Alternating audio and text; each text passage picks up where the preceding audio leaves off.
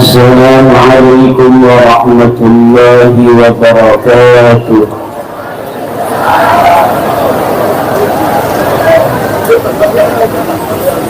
Alhamdulillahil malikil hakim, al-jawadil karimil azizir rahim, wat-tariq ilayhi wadihul lil qasidin, والدليل عليه بائق للناظرين. والصلاة والسلام على سيدنا محمد وعلى آله وأصحابه الطيبين الطاهرين. يا حي يا قيوم يا حنان يا منان يا ديان يا سلطان يا ذا الجلال والإكرام. اللهم اغفر لشيخنا الشيخ وأدرسه مغفرة تامة وزد شرفه. اللهم اجعلنا وأولادنا وأزواجنا وذرياتنا وطلابنا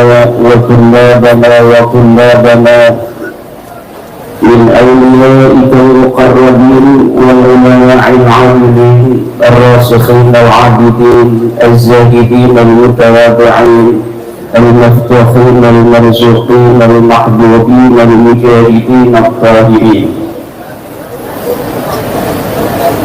أما بعد فيا أصحاب الفضائل حضرات المكرمين keluarga besar Pondok Pesantren untuk para kiai, para pengasuh Pondok Pesantren, lingkungan keluarga besar Pondok Pesantren Buntut, wabil khusus para ulama al-kiram yang hadir pada malam hari ini, Wakil Presiden Republik Indonesia 2019-2024 Syekh Profesor Dr. Kiai Haji Ma'ruf Amin, keluarga besar Al-Maghfurlah Ayahanda Waliyullah Kiai Haji Fuad Hashim rahimahullah wa radiyallahu anhu, wabil khusus Gus Abbas dan Gus Faris serta para anak-anak beliau yang lain yang saya belum hafal. Mudah-mudahan semuanya dalam keberkahan dari Allah Subhanahu wa ta'ala. Anak cucu beliau mudah-mudahan Allah jadikan para ulama dan pemimpin-pemimpin agama dan negara. Amin. Kiai Haji Yusuf Mubarak, Sayyid Zulfikar Basyaidan, Kiai Haji Alawi Al-Bantani, Dr. Mamun Imam Al-Haq, dan pada malam hari ini para bapak, para ibu hadir se-Indonesia, ketua-ketua perjuangan Wali Songo Indonesia tingkat provinsi. Ada ketua PWI LS dari Banten Kiai Haji Zainuddin, ada ketua PWI dari Jawa Barat Kiai Haji Aceh Abdul Mujib, ada ketua PWI Provinsi Jawa Tengah merangkap sebagai wakil ketua PWNU Jateng Kiai Haji Mubarak, ada dari Jawa Timur, ada dari Lampung, ada dari Jambi, ada dari Sumatera Selatan, Ini PWI Perjuangan Wali Songo Indonesia yang diketuai oleh putra dari Ayahanda Kiai Haji Fuad Hasyim. Ini sudah hampir setengah Indonesia, padahal umurnya baru 1 tahun. Umurnya mereka setahun tapi setengah Indonesia. Kayaknya lama umurnya 2 tahun PWI bisa Indonesia. Umurnya 3 tahun bisa sedunia. Dia pada haul pertama PWI-LS ulang tahun ini yang dibarengkan dengan haul seorang tokoh besar Nahdlatul Ulama Indonesia, Kiai Haji Fuad Hasyim, mudah-mudahan menambah keberkahan PWI-LS untuk agama, negara, dan bangsa.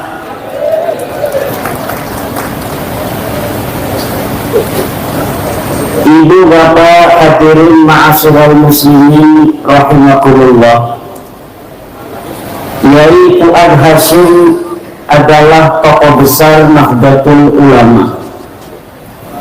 Beliau semasa hidupnya pejuang yang merangkai konektivitas dari para ulama, seperti yang telah kita dengarkan dari pemaparan yang mulia Profesor Dr. Kiai Haji Ma'ruf Amin tadi. Indonesia mempunyai hutang yang cukup banyak kepada pesantren Buntet. Selain Kiai Fuad Hasyim, dari pesantren Buntet ini juga terlahir seorang putra yang telah mengukir sejarah di dalam bagaimana mempertahankan kemerdekaan Republik Indonesia pada tahun 1945. Beliau adalah Mbah Abbas bin Abdul Jamil, santri Mbah Hasyim Asy'ari yang ikut serta di dalam bagaimana memobilisasi santri dalam bendera Laskar Hizbullah untuk mempertahankan kemerdekaan Indonesia yang sudah diraih. Tanggal 6 Agustus 1945, Jepang dibom atom oleh Amerika dan sekutu.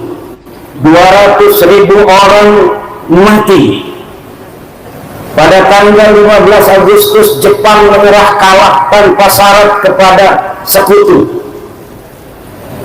Didengar oleh para pemuda-pemuda Indonesia, Soekarno dan yang lainnya, untuk Presiden Soekarno segera untuk memerdekakan bangsa Indonesia dengan memproklamasikan kemerdekaannya pada hari itu juga, dikala Jepang menyerah tanpa syarat. Kemudian akhirnya karena sesuatu hal, tanggal 17 Agustus lah yang ditakdirkan oleh Allah untuk menjadi hari di mana di hari itu kita bangsa Indonesia merdeka dari penjajahan.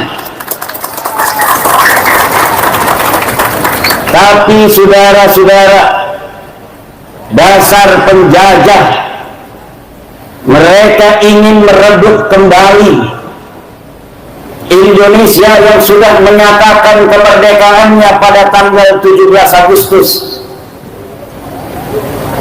Mbah Hasyim kemudian membuat fatwa tanggal 14 September bahwa kewajiban bangsa Indonesia, terutama umat Islam, adalah jihad mempertahankan kemerdekaan yang telah diraih.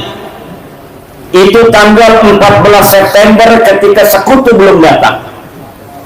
Kemudian Mbah Hasyim mendengar bahwa sekutu mau datang kembali. datanglah sekutu pada tanggal 20 Oktober. 20 Oktober sekutu datang. Ada yang di Tanjung Priok, ada yang di Tanjung Pinang, Surabaya. Kemudian 22 Oktober pengurus besar Nahdlatul Ulama PBNU menggagas adanya resolusi jihad yang diambil dari Saripati fatwa Mbah Hasim pada tanggal 14 September itu. Untuk apa?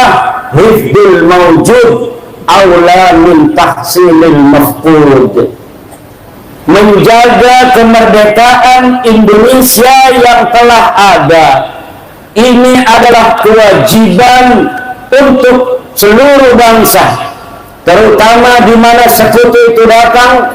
Maka jarak 85 km atau pada waktu itu ditentukan 94 km oleh Mbah Hasim, maka wajib bagi bangsa Indonesia untuk mempertahankan negara dan kemerdekaannya.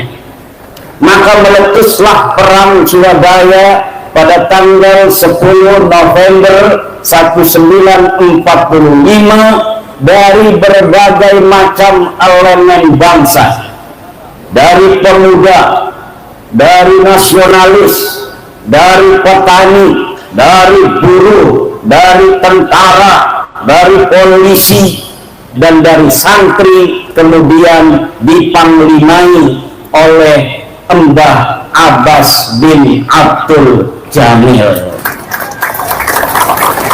Jadi Indonesia mempunyai hutang terhadap pondok pesantren bersejarah ini, yaitu bahwa pondok pesantren Buntet telah membuktikan setiap generasi pondok pesantren ini telah mewakafkan, melahirkan dari rahimnya pejuang-pejuang untuk kemerdekaan, mempertahankannya, dan juga untuk menjaga kemerdekaan seperti Mbah Fuad Hasim dan yang lainnya.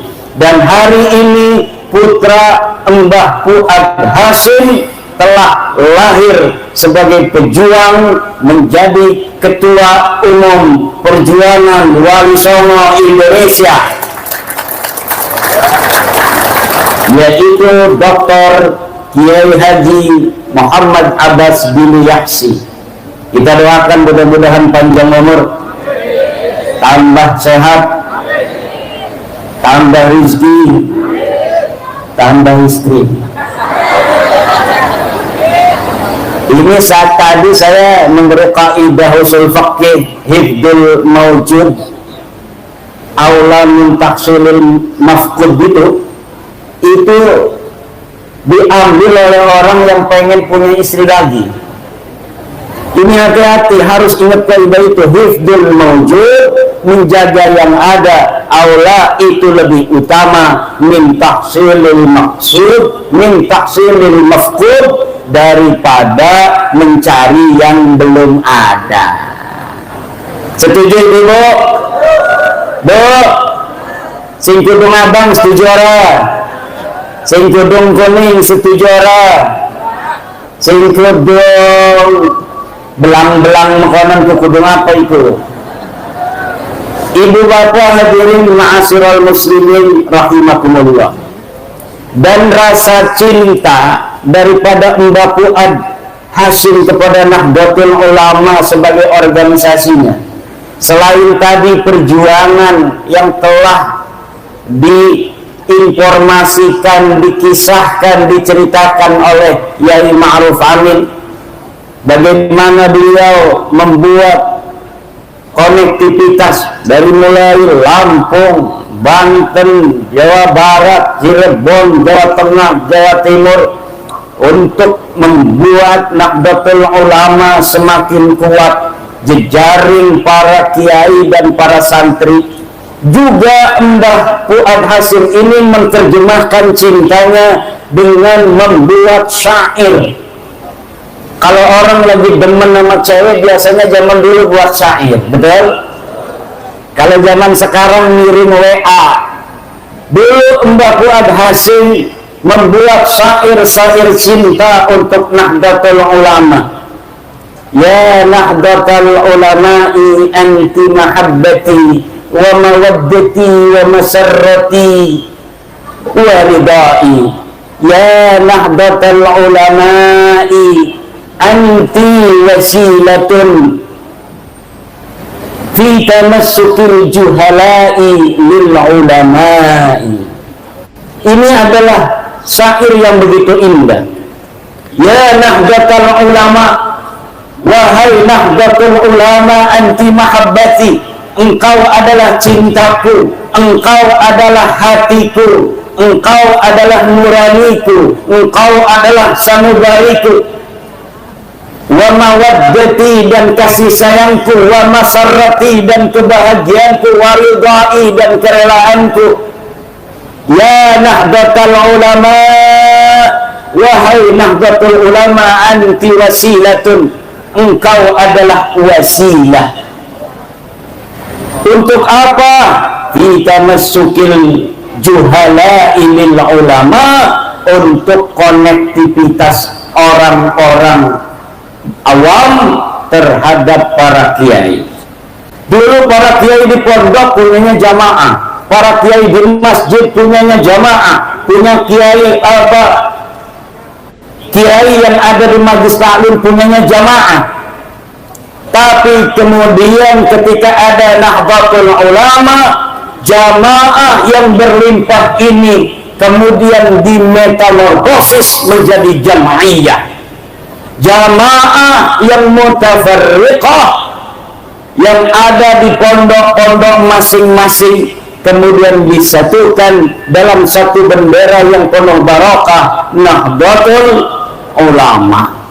Maka Nahdlatul Ulama ini wajib hukumnya dijaga oleh kita yang hari ini mewarisi Nahdlatul Ulama, dari Mbah Hasyim Asy'ari, dari Mbah Abbas, dari Mbah Bisri Samsuri, dari Mbah Abdul Wahab Hasbullah, dari Kiai Hasan Dipo, dari yang lain-lainnya para leluhur kita. Warisan ini setiap generasi harus dijaga dengan cinta, dengan kasih sayang, untuk menopang, memayungi para kiai dan para santri.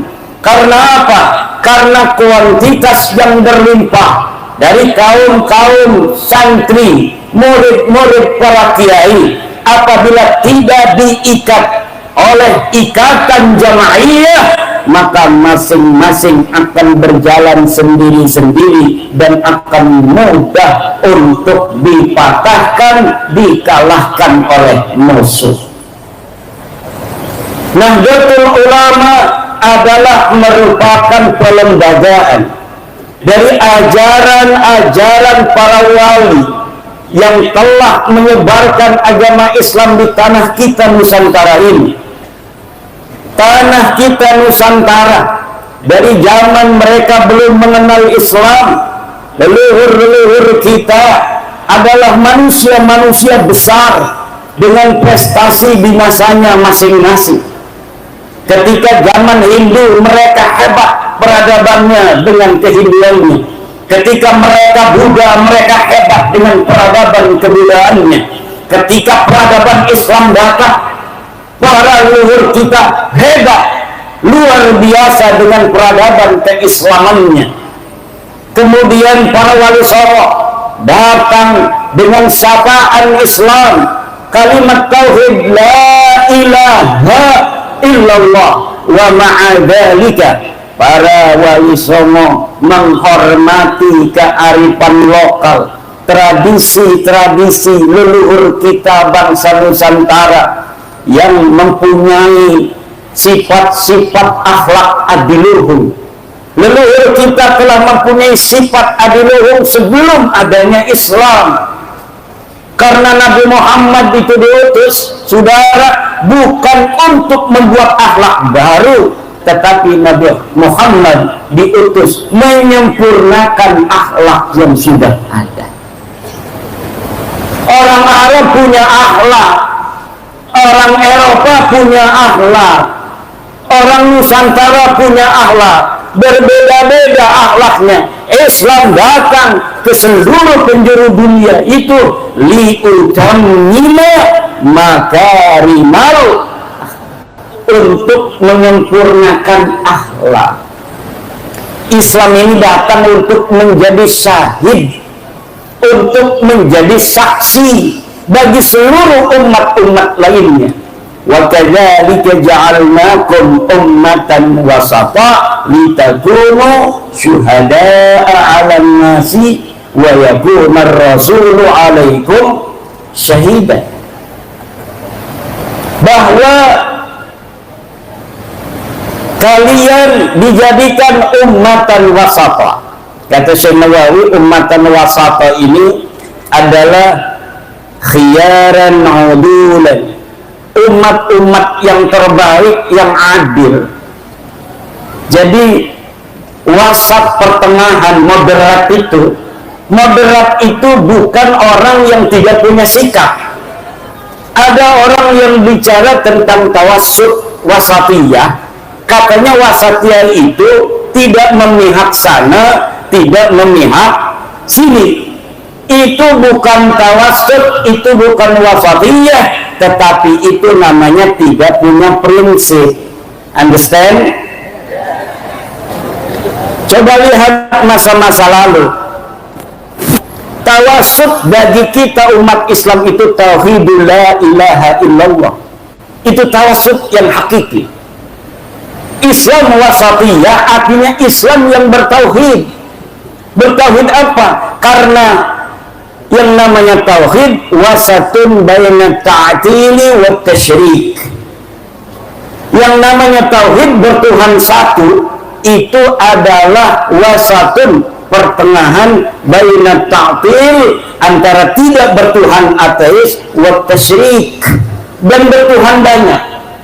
Lihat di dalam kitab Marah Labib Tafsir Munirnya Syekh Nawawi At-Tanara Al-Bantani, bagaimana kita memahami ummatan wasata, bagaimana kita memahami tawassut. Tawassut itu Islam itu tawassut. Kenapa? Karena orang Yahudi menjadikan Allah mempunyai sifat-sifat manusia. Kata orang Yahudi, Allah itu yadullahi maghlulah, Allah itu pelit katanya. Innallaha faqir wa nahnu azmiya, Allah itu miskin, kamilah orang-orang yang kaya. Sedangkan orang-orang Kristen mensifati manusia dengan sifat-sifat Tuhan. Kalau Yahudi mensifati Allah dengan sifat-sifat manusia, orang Kristen mensifati manusia dengan sifat-sifat Tuhan. Ja'al Islamu wasatan bainahuma, Islam datang pertengahan antara keduanya, bahwa laisa kamitslihi syai'un, Allah tidak mempunyai sepadan apapun. Allah tidak seperti apa yang dikatakan Yahudi. Umat Islam wasat bainal Yahudi wa wasat bainal Nasara. Umat Islam, ajaran Islam yang diturunkan oleh Allah pada Nabi Muhammad tidak mensifati Allah dengan sifat-sifat manusia seperti orang Yahudi, dan tidak mensifati Nabi dengan sifat-sifat Tuhan seperti orang Nasrani. Itu namanya wasat. Kalau orang ngomong wasatiyah, ngomong tentang moderat tapi tidak punya sikap, itu namanya oportunis. Namanya apa? Oportunis, tidak punya sikap. Coba lihat di dalam ayat lain, cara kita menafsirkan ayat itu harus munasabah baina ayatin wa ayatin ukhra. Coba kalimat yang sama yang ada di ayat yang lainnya. Kata Allah, kuntum khaira ummatin ukhrijat linnas ta'muruna bil ma'ruf wa tanhauna 'anil munkar. Kuntum khaira ummah. Lafaz ummah ini diulang. Tadi Wa kadzalika ja'alnakum ummatan wasata. Kalian adalah umat yang pertengahan. Apa maksud umat pertengahan? Di ayat lain diterangkan kuntum khaira ummah. Kalian adalah sebaik-baiknya ummah. Maka oleh Syekh Nawawi Tanara, ummatan wasata ditafsiri khiyaran naudulan. Kenapa? Karena Syekh Nawawi memahami makna tafsir dari satu ayat dengan menggunakan ayat yang lainnya. Munasabatu ayatin bi ayatin ukhra. Apa cirinya kuntum khaira ummah? Umat yang terbaik itu ta'muruna bil ma'ruf. Yang pertama adalah berani berkata tentang kebajikan, memerintahkan orang untuk berbuat baik. Kemudian wa tanhauna 'anil munkar, dan berani untuk mencegah kemungkaran. Kalau sudah jelas munkar dan kema'rufan, maka tidak ada wasatiyah, kita tidak mahak sana, kita tidak mihak sini. Kita harus memihak mana yang 'alal haq dan mana yang 'alal batil. Wala talbisul haqqa bil batil wa taktumul haqqa wa antum ta'lamun. Jangan engkau selirikkan antara hak yang batil dan yang batil, dan engkau sembunyikan kebenaran wa antum ta'lamun, padahal kalian itu mengetahui. Ini masuknya kepada dosa al-i'anah 'alal ma'asi, berbuat atau diam terhadap kebatilan itu kemudian dianggap oleh orang lain tidak mencegah, itu masuk dalam kategori al-i'anah 'alal ma'asi. Wa ta'awanu 'alal birri wat taqwa wa la ta'awanu 'alal ismi wal 'udwan. Hadirin ma'asyiral muslimin rahimakumullah. Sedikit lagi, ini saya tadi habis jarah dari Mbah Fuad Hasim, jalan dari pesantrennya Yaya Abbas, nggak pernah olahraga, keringet ngucur. Kata saya dekat, karena saya sejak tahun 2011 ini sudah sering jarah, ngumpet. Jadi saya jarah ke Mbah Abbas, ke kiai-kiai buntet, semuanya ini ke Mbah Fuad tanpa ada yang tahu. Kadang bawa istri yang ini, kadang juga nggak bawa istri. Dan saya banyak mondok di pesantrennya itu nggak tahu saya mondok di situ. Kenapa? Karena mondoknya udah punya pesantren sayanya. Saya udah punya pesantren tapi masih keliling. Hanya baru beberapa tahun saya tidak keliling-keliling mengaji di pondok pesantren. Kita berdoa mudah-mudahan Mbah Yai Fuad ditambah derajatnya oleh Allah Subhanahu wa taala. Allahumma ighfir lahu warhamhu wa'afihi wa'afanhu. Terima kasih. Wallahu huwal muwaffiqu ila aqwami thariqin. Wassalamualaikum warahmatullahi wabarakatuh.